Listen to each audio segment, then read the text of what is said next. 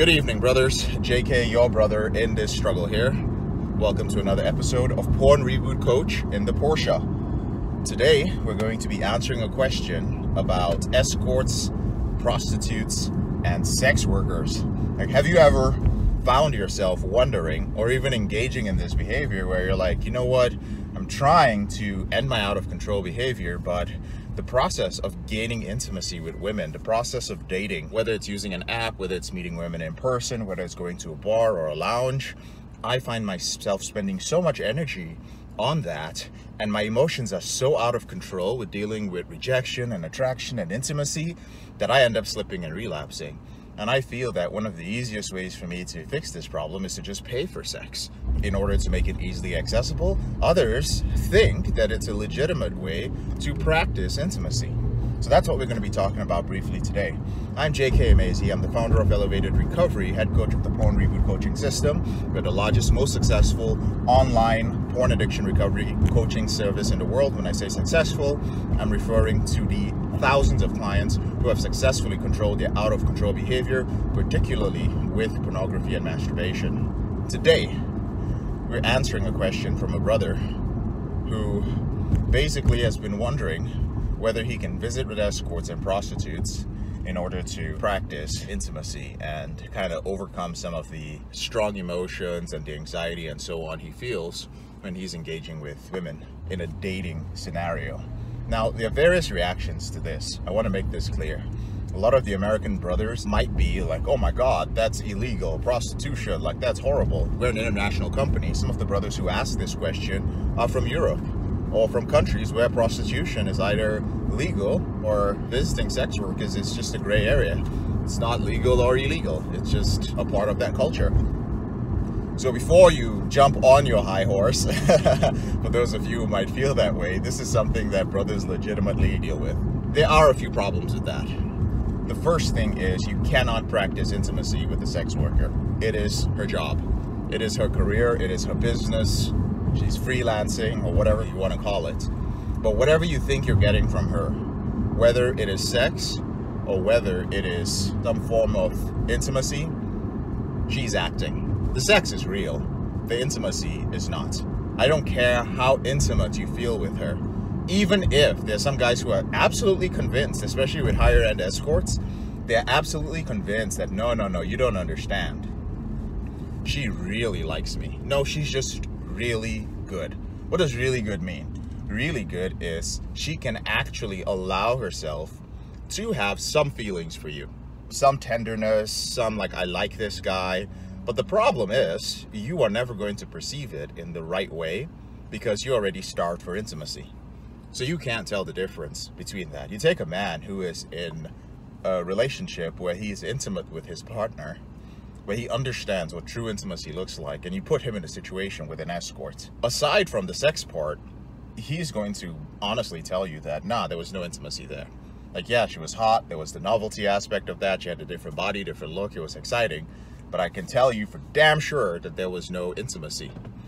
Brothers who do not have a lot of sexual experience or who are overwhelmed by the prospect of dating, casual dating, I don't care how good you think you are at this or how real it feels or how often she hits you up, or even if you didn't pay one time, right? She's like, no, you're right, I'd pay, I really like you or whatever. It is not real. Point being, you cannot create intimacy when you are visiting with a sex worker. The second problem is that even if you do start meeting with a sex worker, you're not putting in the work that is required. You're taking the shortcut. And this is going to affect your future dating prospects. Why? Well, simply because there's a part of your unconscious mind that's going to feel like, you know what, why should I put in the effort? I get it easily. When I throw a few dollars at a woman, like, she takes everything off for me. And that's going to come up because you're going to develop a sense of entitlement that my money, my resources should buy me sex. And in the real world, a lot of women, most women actually, just don't give a shit. Now, you may not offer them women, but that sense of entitlement is probably going to be there.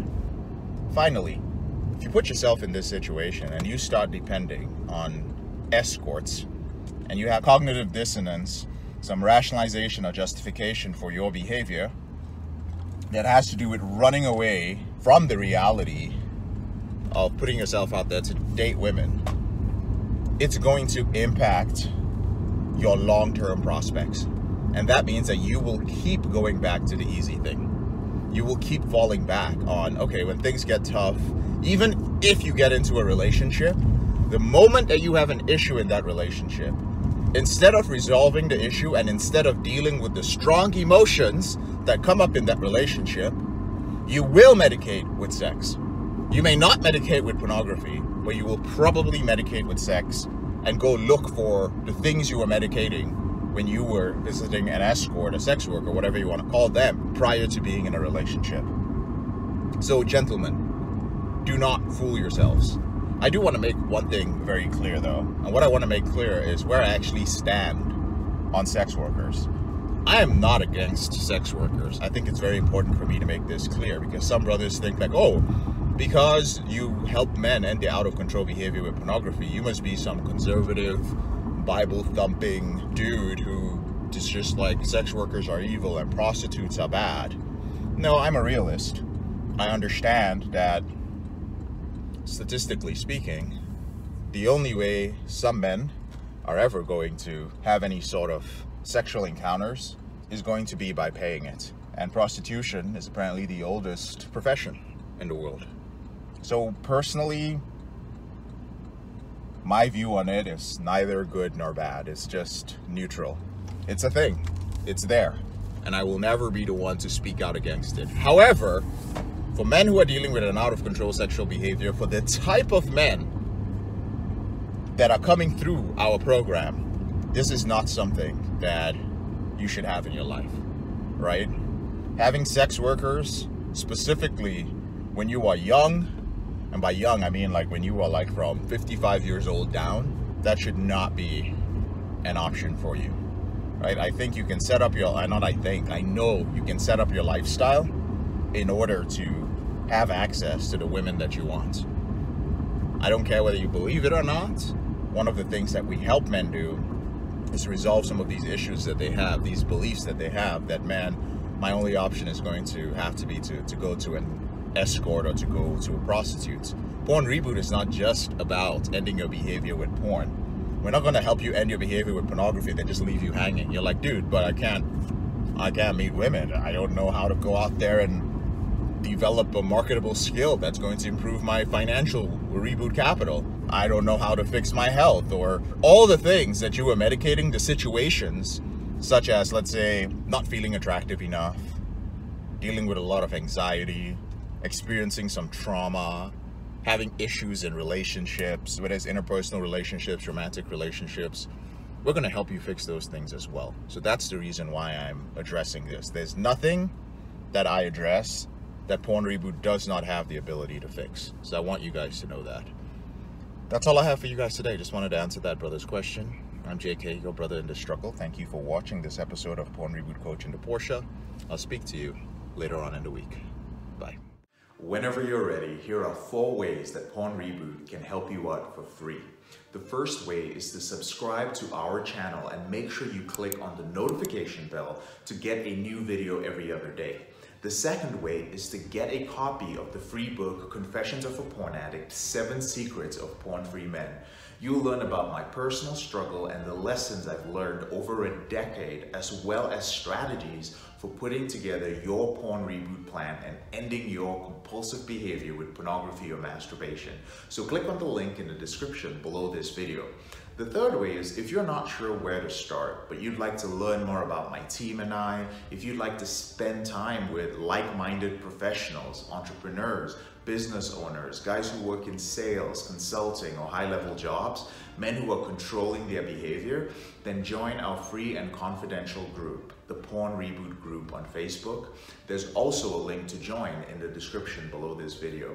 And finally, if you need help right now because you have a burning issue, Your behavior with pornography is hurting you mentally. You're about to lose your relationship. You want to live up to your potential. You want to be an authentic man and free yourself from shame, guilt, and underachieving. Click on the link in the description below this video that says free coaching call, or visit elevatedrecovery.org and click on the link which says book a call.